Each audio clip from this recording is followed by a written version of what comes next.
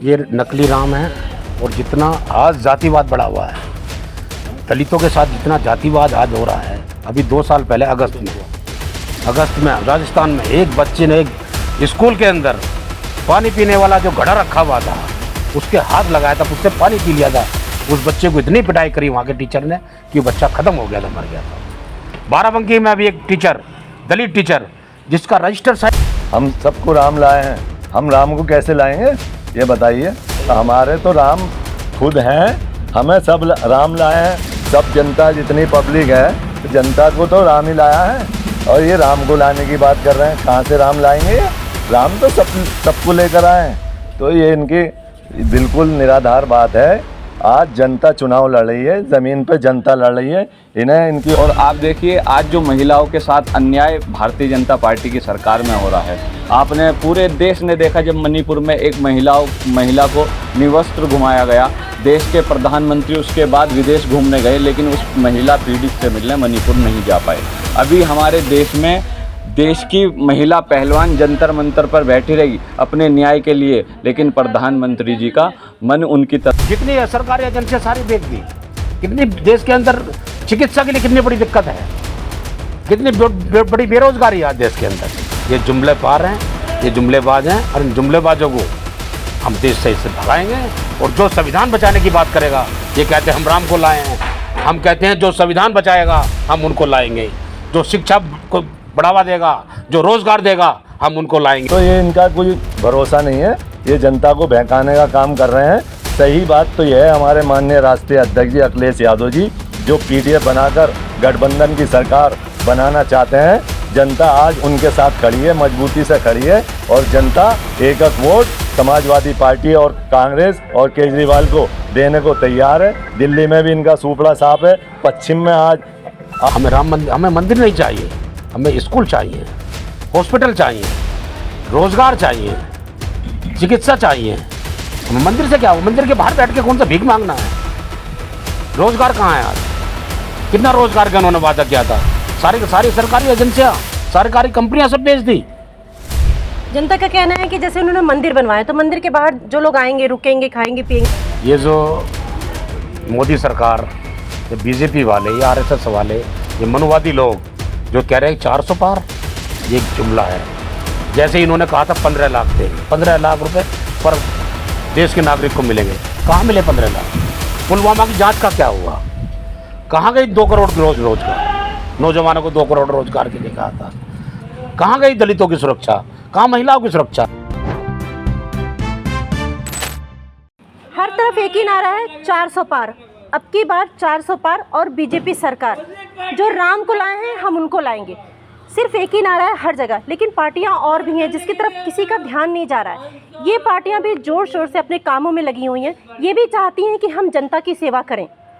तो ये पार्टियां क्या हैं, कैसे हैं, कैसे काम कर रही हैं, जनता इनका सपोर्ट कैसे करेगी, और वो जनता जीतने के बाद जनता को कैसे सेवा करना चाहते हैं, बात करते हैं। नमस्कार भैया, अपना परिचय दीजिए और बताइए अपनी पार्टी के बारे में। मेरा नाम शशिकांत गौतम है और मैं समाजवादी पार्टी का जिलाध्यक्ष लोहिया वाहिनी मेरठ का हूँ। देखिए, हमारी जो समाजवादी पार्टी है और जो हमारी पार्टी के नेता हैं तो आदरणीय अखिलेश यादव जी, उनका विज़न साफ है कि महिलाओं की जो आधी आबादी है देश में, उन्हें कैसे न्याय मिले। और जो आज अंतिम समाज में अंतिम पायदान पर बैठा व्यक्ति है, उनके बच्चे जो पढ़ रहे हैं, उन्हें डिजिटल कैसे वो शिक्षा प्राप्त करें, लैपटॉप के द्वारा या अन्य मोबाइल के द्वारा आधुनिक शिक्षा की ओर ले जाने का हमारा लक्ष्य है। और आप देखिए आज जो महिलाओं के साथ अन्याय भारतीय जनता पार्टी की सरकार में हो रहा है। आपने पूरे देश ने देखा जब मणिपुर में एक महिला को निवस्त्र घुमाया गया। देश के प्रधानमंत्री उसके बाद विदेश घूमने गए, लेकिन उस महिला पीड़ित से मिलने मणिपुर नहीं जा पाए। अभी हमारे देश में देश की महिला पहलवान जंतर मंतर पर बैठी रही अपने न्याय के लिए, लेकिन प्रधानमंत्री जी का मन उनकी तरफ नहीं गया, उन्हें बिल्कुल देखने नहीं गए, उनसे मिलने नहीं गए। तो इस तरह की बात है। हम आज खड़े हैं उन महिला पहलवानों के साथ, हम मणिपुर की महिला के साथ खड़े हैं जो पीड़ित है, हम खड़े हैं देश में जो बेरोजगार नौजवान हैं हम उनके साथ खड़े हैं। और जो मोदी जी ने वादा किया था हर वर्ष 2 करोड़ रोजगार, बताओ आज कहाँ है हर वर्ष 2 करोड़ रोजगार। ये कह रहे थे हम काला काला धन लाएंगे। काला धन कहाँ आया? इन्होंने कहा हम आएंगे तो 15 लाख देंगे, कहाँ 15 लाख मिले? ये कह रहे थे किसान जब हम आएंगे किसानों की आय दुगनी होगी। आज कोई आय वाय दुगनी नहीं है, बहुत बुरी स्थिति है। नौजवान किसान लगातार आत्महत्या कर रहे हैं। और अभी हाल ही में किसान आंदोलन जब 2021 और 22 में चला तो उसमें 700 किसानों की जान गई। तो बताओ ये भाजपा की सरकार में क्या हो रहा है? ये जो मोदी सरकार, ये बीजेपी वाले, ये आरएसएस वाले, ये मनुवादी लोग जो कह रहे हैं 400 पार, ये एक जुमला है। जैसे इन्होंने कहा था 15 लाख देंगे, 15 लाख रुपए पर देश के नागरिक को मिलेंगे। कहाँ मिले 15 लाख? पुलवामा की जांच का क्या हुआ? कहाँ गई 2 करोड़ की रोजगार? नौजवानों को 2 करोड़ रोजगार के लिए कहा था। कहाँ गई दलितों की सुरक्षा? कहाँ महिलाओं की सुरक्षा? शिक्षा कहाँ है आज? जितनी सरकारी एजेंसियाँ सारी बेच दी। कितनी देश के अंदर चिकित्सा के लिए कितनी बड़ी दिक्कत है, कितनी बड़ी बेरोजगारी है आज देश के अंदर। ये जुमले पार हैं, ये जुमलेबाज हैं, और इन जुमलेबाजों को हम देश से इससे भगाएंगे।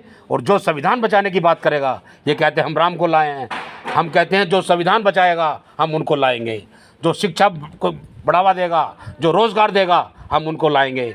ये नकली राम लाए हैं। हम नकली राम के सामने बाबा साहब भीमराव अम्बेडकर के विचारधारा को लेकर आए हैं, लोहिया जी की विचारधारा को लेकर आए हैं, चौधरी चरण सिंह जी की विचारधारा को लेकर आए हैं, कर्पूरी ठाकुर जी की विचारधारा को लेकर आए हैं। ये नकली राम यहाँ लाए हैं।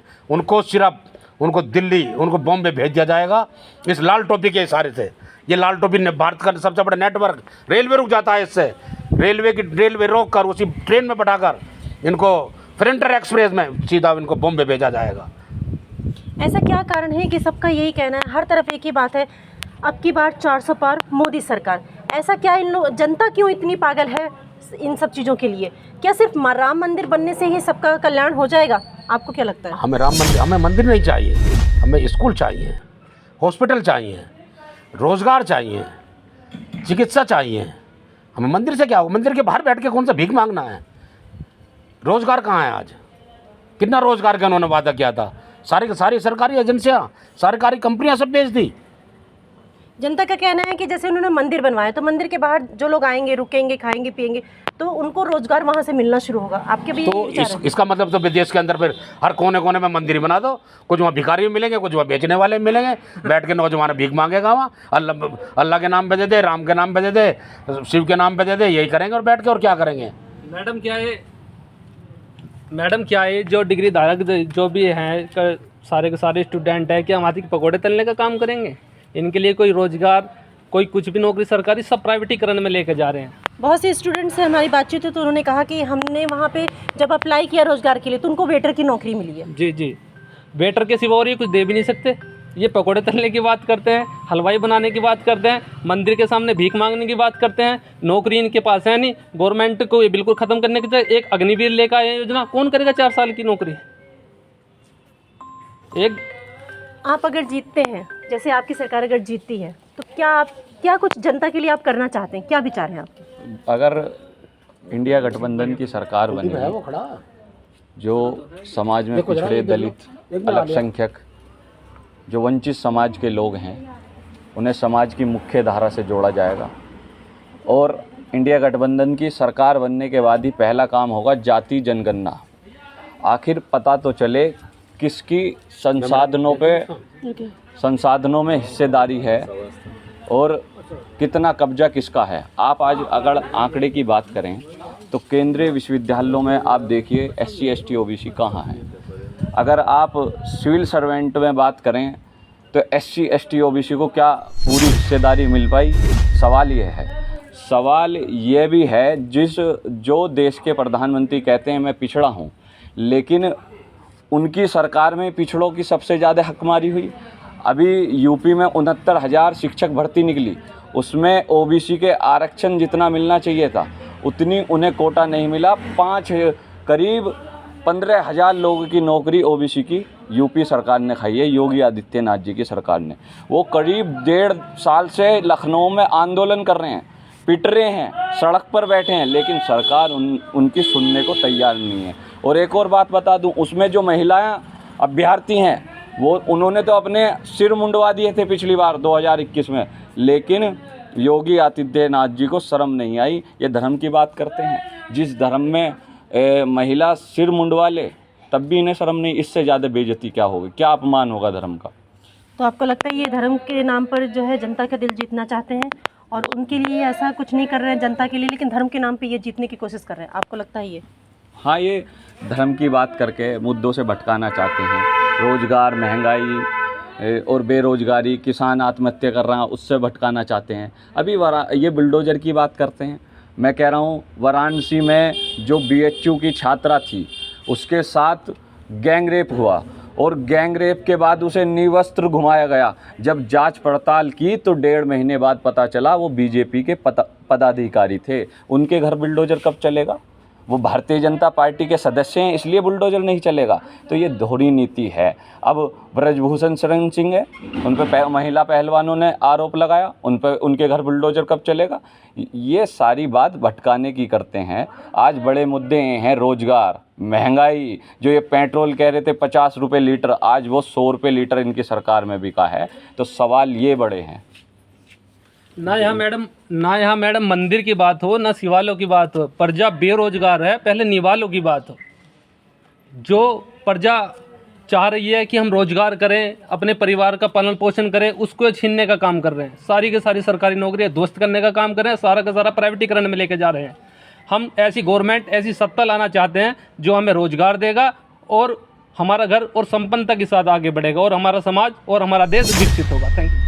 अभी जो मेरठ से खड़े हैं अरुण गोविल जी, उनको सब लोग जो पिछला उन्होंने किरदार निभाया था राम जी का, उसी रूप में अभी सभी लोग देख रहे हैं। क्योंकि कल भी उनकी जब रैली लगी थी तो बहुत सारे लोग बिल्कुल व्याकुल थे उनको देखने के लिए।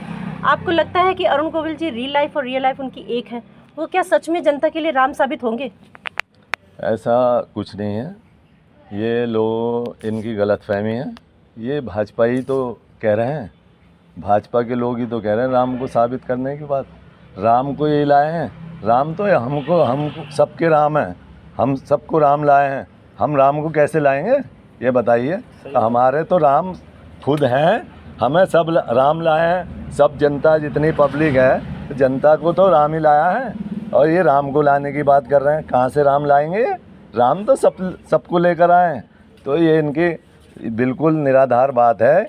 आज जनता चुनाव लड़ रही है, ज़मीन पे जनता लड़ रही है, इन्हें इनकी औकात बता दी जाएगी। क्योंकि जनता को जितना परेशान आज गरीब, मजलूम, मजदूर, किसान, बेरोजगार, नौजवान जितना परेशान है, आज इन 10 सालों में ये बताइए क्या किया इस मोदी सरकार ने? 10 सालों में आप बताइए काला धन वापस आया?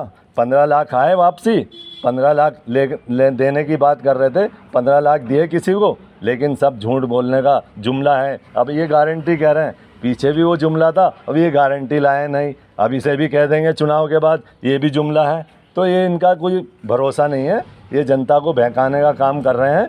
सही बात तो यह है, हमारे माननीय राष्ट्रीय अध्यक्ष जी अखिलेश यादव जी जो PDF बनाकर गठबंधन की सरकार बनाना चाहते हैं, जनता आज उनके साथ खड़ी है, मजबूती से खड़ी है। और जनता एक वोट समाजवादी पार्टी और कांग्रेस और केजरीवाल को देने को तैयार है। दिल्ली में भी इनका सूपड़ा साफ है। पश्चिम में आज 8 सीटों पर वोटिंग है, बिल्कुल सूपड़ा साफ है। 8 की 8 सीट गठबंधन जीतने जा रहा है। और इन्हें बता दिया जाएगा जनता चुनाव लड़ रही है, ना केवल बीजेपी या समाजवादी पार्टी या कोई चुनाव नहीं लड़ा, जनता लड़ रही है। इनको औकात जनता बताएगी आने वाली 4 जून को। अरुण गोविल जी जैसा कह रहे हैं भारतीय जनता पार्टी के लोग कि अरुण गोविल जी राम के रूप में उन्हें प्रस्तावित किया जा रहा है, लेकिन एक रूप उनका ये भी है, जब वो वाल्मीकि समाज के यहाँ खाना खाने जाते हैं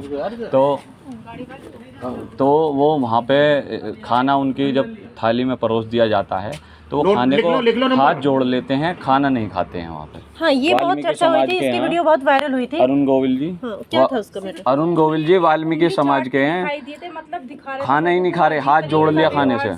अच्छा, उन्होंने वहाँ पे भोजन नहीं किया? नहीं क्यों किया, नहीं किया? क्या कारण था? जाति का कारण है, क्योंकि वो वाल्मीकि समाज थे, और क्या कारण होगा? यही कारण है, जाति व्यवहार रख रहे हैं बहुत ज़्यादा। क्योंकि एक खाना आया उनके लिए थाली में परोस के, उन्होंने मान सम्मान से उनको खाना परोसा। उन्होंने सिर्फ दिखाने के लिए यूं करके बैठ गए थे वे, और सिर्फ जब मीडिया वाले सामने आए थे एक फ़ोटो खिंचवाने के लिए उन्होंने सिर्फ हल्का सा यूं करके बस सिर्फ उंगली लगाई थी मुँह पर, खाना नहीं खाया। तुम सबसे झूठ बात तो खुद करने लग रहे हो, ये अच्छी कहाँ की बात है ये? जबकि राम का स्वरूप है, जनता भी जानती है राम का स्वरूप ऐसा था कि उन्होंने सबरी के जूठे बेर भी खाए थे। तो कहाँ तक ये सच है कि वो राम के रूप हैं? नहीं है। ये नकली राम है। और जितना आज जातिवाद बढ़ा हुआ है, दलितों के साथ जितना जातिवाद आज हो रहा है, अभी 2 साल पहले अगस्त में राजस्थान में एक बच्चे ने एक स्कूल के अंदर पानी पीने वाला जो घड़ा रखा हुआ था उसके हाथ लगाया था, उससे पानी पी लिया था। उस बच्चे को इतनी पिटाई करी वहाँ के टीचर ने कि बच्चा ख़त्म हो गया था, मर गया था। बाराबंकी में भी एक टीचर, दलित टीचर, जिसका रजिस्टर साइन करने के लिए अलग बना दिया गया। आज जगह जगह बोर्ड लगे हुए मंदिरों में कि दलितों का प्रवेश बंद है, दलितों को घोड़ी चढ़ने से रोका जा रहा है। शादी सबकी होती है, अगर दलित घोड़ी पे चढ़ गया, बारात निकलती जा रही है, उसको पीटते हैं, बारात उसके घोड़ी पे चढ़ने देते हैं, उसे शवों को शमशान में नहीं जलने दे रहे हैं दलितों के। ये कहाँ इनका राष्ट्रवाद है? यही राष्ट्रवाद है मोदी जी का। ये राष्ट्रवाद है कि इनको जूते मारो 4 इनके जो वो कहते हैं बड़े बड़े जो सत्संगी हैं, जो सत्संग करते हैं कि दलितों का प्रवेश वर्जित है। ये ऐसे आएगा राष्ट्रवाद। ये जातिवाद इन्होंने इतना बढ़ा दिया देश के अंदर और जहर घोल दिया गया है, और इसका हम इनको मुंह तोड़ जवाब देंगे। तो आपको इनको यहाँ लगता से है कि भगाने का काम करेंगे। जनता आपको सपोर्ट करेगी? जनता हमें सपोर्ट कर रही है। हम एक समान जाति की बात कर रहे हैं, संविधान को बचाने की बात कर रहे हैं, एक शिक्षा की बात कर रहे हैं, और रोजगार की बात कर रहे हैं, अग्निवीर खत्म करने की बात कर रहे हैं। जनता हमें 100% वोट दे रही है। आज प्रदेश के 8 सीटों पर चुनाव हैं, 8 सीटों पर बीजेपी का रायता बिखरा पड़ा, बीजेपी हार रही है 8 सीटों पर। पहली शुरुआत उन्होंने मेरठ से ही की है, लेकिन मेरठ से शुरुआत की है, और मेरठ की धरती क्रांतिकारी धरती है। और देख लेना यहाँ से इनको नकली जो राम है, इनको यहाँ से इस तरह यहाँ से भागेंगे, ये इनको ट्रेन में बैठा के यहाँ से वापस करेंगे। अगर आप जीतते हैं तो एक छोटा सा सवाल करूंगी, आपकी पार्टी अगर जीतती है तो क्या कुछ अपने नेता से आप कहेंगे? मेरठ के लिए वो क्या करना चाहेंगे? मेरठ में जितना भी विकास, ज़्यादा से ज़्यादा विकास होना चाहिए। मेरठ के जो बेरोज़गार युवक हैं उनको रोज़गार मिलना चाहिए, और जो नाकामी हुई है सरकार में जो यहाँ विकास कार्य होगी उनकी भरपाई होनी चाहिए। आपको नहीं लगता मेरठ में जो थोड़ा बहुत क्राइम भी चल रहा है, पहले से तो कम है, लेकिन इसको भी खत्म करने के लिए क्या आपकी सरकार कुछ नहीं करेगी? कहाँ कम है मेरठ में? प्रदेश में कम नहीं है, मेरठ में कहाँ कम है? बताया नहीं मैंने? आज दलितों के साथ जितनी अत्याचार हो रहे हैं, बहन बेटियों के साथ, हम अखबार में पढ़ते हो, शर्म होते आती है हमें। अब वीडियो नहीं देख पाते, जिस तरह वो पीटते हैं, जिस तरह अत्याचार करते हैं हमारी बहन बेटियों पर, नौजवानों पर पीटते हैं, जबरदस्ती बुलवाते हैं जय श्री राम। मियाँ मुस्लिम भाइयों को दाढ़ी देखकर उनके पर अत्याचार करते हैं, उनसे जबरदस्ती जय श्री राम करवाते हैं। ये क्या इनका यही राष्ट्रवाद है? यही इनका देश का वो है? क्या ऐसी संविधान में लिखा हुआ है? ये सिर्फ कुछ नहीं है, इनका ढोंग है, और ये अपने वोटरों को खुश करने के लिए दलितों और मुस्लिमों पर अत्याचार करते हैं, और कुछ नहीं है इनका, सिर्फ ये दिखा हुआ है। और कुछ कहना चाहेंगे अपनी पार्टी को? हाँ जी, जब हमारी सरकार बनेगी तो जैसे आपने सवाल किया मेरठ के लिए क्या करेंगे, अगर गठबंधन की सरकार बनी, इंडिया गठबंधन की, तो हम प्रयास करेंगे जो हाई कोर्ट बेंच की मांग बार बार वकील पश्चिम उत्तर प्रदेश के उठा रहे हैं, वो मेरठ में उसकी हाई कोर्ट बेंच की स्थापना की जाए। ये मेरठ के लिए बहुत बड़ा मुद्दा है। मेरठ में भी हाई कोर्ट आएगा मतलब? बिल्कुल हाई कोर्ट की बेंच की स्थापना की जाएगी मेरठ। अच्छा, तो उम्मीद है आपको जनता आपका सपोर्ट कर रही है, साथ है आपकी जनता? नहीं, क्योंकि जनता से ही नेता चुना जाता है। जनता तो पूरी साथ है, क्योंकि जनता परेशान है।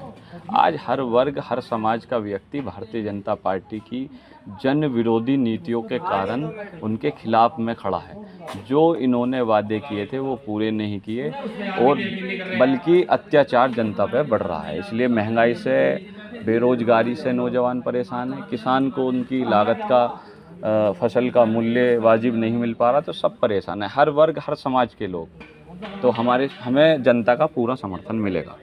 कहते हैं 5 उंगलियां एक समान नहीं होती, हर किसी का अलग अलग कार्य करने का तरीका है। तो पार्टियां भी बहुत सारी हैं, सबका अपना अपना कार्य करने का तरीका है। जनता को सपोर्ट करना चाहती है, जीतेगा कौन ये तो जनता ही बताएगी अपनी प्रतिनिधि को चुन करके। तो ऐसे पब्लिक रिव्यू को देखने के लिए जुड़े रहें यार, इससे मैं आपके साथ अनुलता। धन्यवाद।